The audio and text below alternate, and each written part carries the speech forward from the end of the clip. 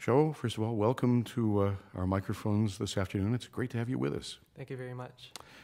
Clearly, you're very passionate about your music, and it's probably a difficult thing to maintain, I would think, considering your rather busy life these days. Being a med student is certainly a full-time occupation in itself, and you're a very serious one at the University of Chicago currently. But one gets the feeling that you love it very much and that it, in the best sense of the word, is something you would love to spend a lot of time doing if you could. I was thinking of the word amateur in the best sense, in the French sense, the French origin of the word, namely to love. And, you know, essentially, you're not concertizing, you're doing this purely for the love of it at this point. And it must mean a great deal to you. I would imagine that it's something that really helps in your studies. It's probably a wonderful way to, find a release in a different way. Tell me about the role of music in your life. I think I would really agree. I'm a third-year medical student now, and I'm seeing a lot of people's life stories playing out in front of me. And music has always been a way I express myself. I guess I can't dance. I'm not really someone who writes very much, but music lets me say what I need to say. And that's been pretty important to me, especially with all the things that I'm experiencing now. Mm-hmm. Your studies now probably very intense. Are you doing a lot of research? What is your field within medicine? Oh, so I'm actually working on the wards now. Oh, okay. Full-time. Mm-hmm. So you really are relating to patients in a very direct way. That's great.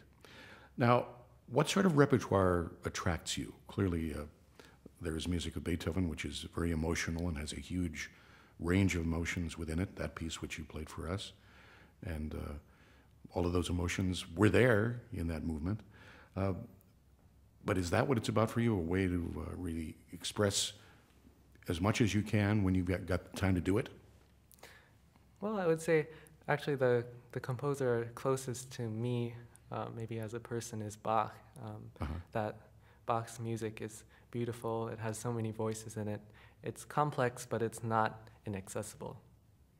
And the piece you're going to play for us today is one of those pieces that really sounds almost as if Bach is improvising at the piano.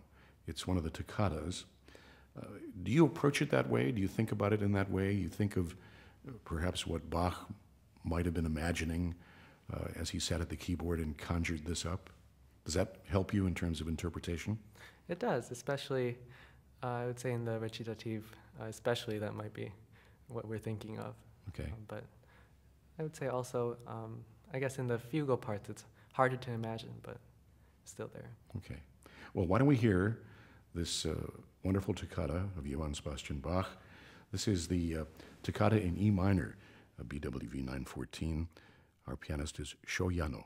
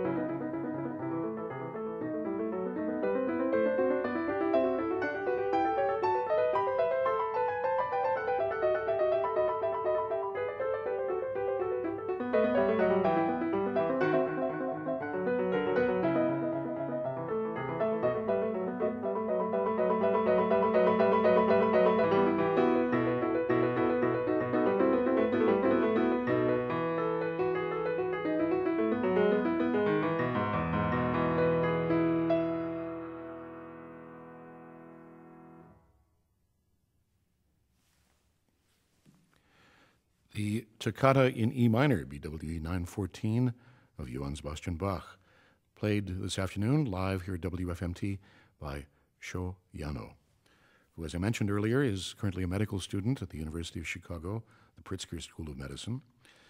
And I think in your third year, right, currently? Was there ever a point where you thought maybe music might be your chosen field as opposed to medicine? There was actually, when I was making the decision to apply to medical school. That was a while back now, but I guess I thought I could try to express myself through music and make that a career, or I could try to help people and make the world a better place as well through medicine. I'm not saying those are mutually exclusive at all. And so I think I picked the medicine and science partly because I felt like I might be able to do both. Well, you think there's really a possibility of having a career in music alongside of medicine somehow? Is that something that's feasible for anyone? Or, I don't know, what are your thoughts on it down the line? I really don't know. I really intend to keep playing music, of course. Right. I don't think I can imagine stopping. But I don't know if I could, I don't think I could be a professional musician and a professional doctor, but I'm sure it's possible. Well, I hope you can have the best of both worlds. I really do. Thanks. Let's talk about Liszt. This is, of course, the big birthday anniversary year for Franz Liszt, and everybody's playing Liszt. What attracts you to this composer? Well, Liszt, I'm sure probably everyone in the world now knows Liszt is an unusual person. That's for sure. And he has, I would say, very spiritual music, especially in some compositions, and some very flashy and showy, very romantic music. This is, I think, in the latter category, what you're going to perform for us. Tell us what you love about this piece. We're going to hear one of his paraphrases on the opera Rigoletto of Verdi. So why don't you tell us a bit about the piece and why you decided to play it? Well, I think it's really a trip into the opera, into the world of opera, and not just sitting in the theater watching the show go on, but really maybe being with Rigoletto, with the characters, and seeing all this happen. It's very, very rich. Have you seen the opera? Mm-hmm. And it's, this is actually mostly a paraphrase on that famous last quartet, Bella Figlia dell'amore. And what do you think about Liszt's take on this? What does he bring to it? He, of course, starts out with Verdi, but then it becomes something more. I think it's hard for me to put in words what exactly Liszt brings to it. I'm not really a very articulate person. Well, you certainly are at the keyboard, and that is what counts.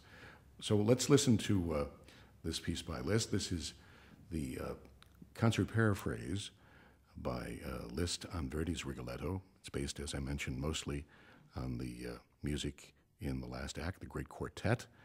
And again, our pianist is Sho Yano. And Sho, thank you very much for being with us.